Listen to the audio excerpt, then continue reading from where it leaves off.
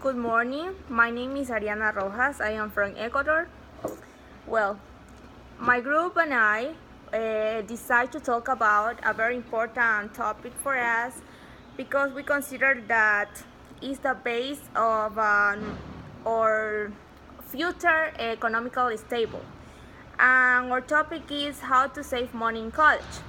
Well, for us, it's very difficult to do that because our parents used to send money to us and we just spend it when we go to weekends or we buy things that are not necessary.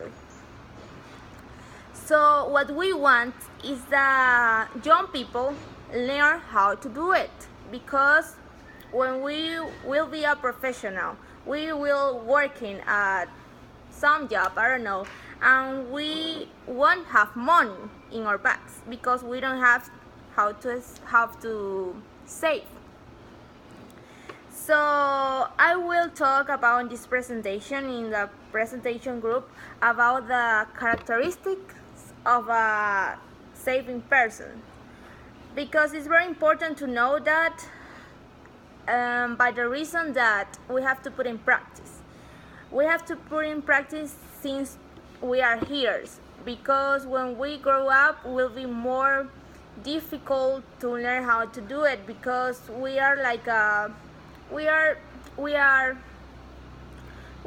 learning how to live.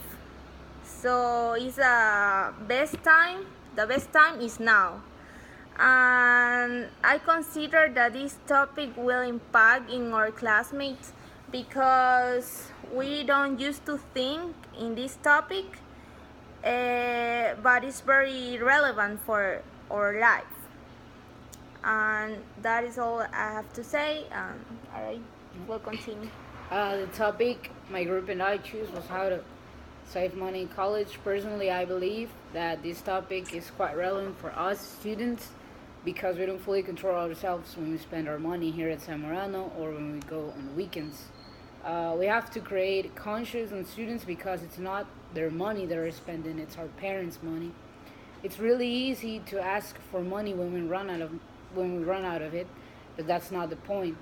My role in the group is actually to try to give some advices to my colleagues on how to save money depending on the amount they receive monthly. It does not matter if you receive a lot or few. There is always a certain percentage of your allowance that you should establish for savings. I want to create conscious and give a personal experience on how I have been saving money through the years since I was in high school and now in college.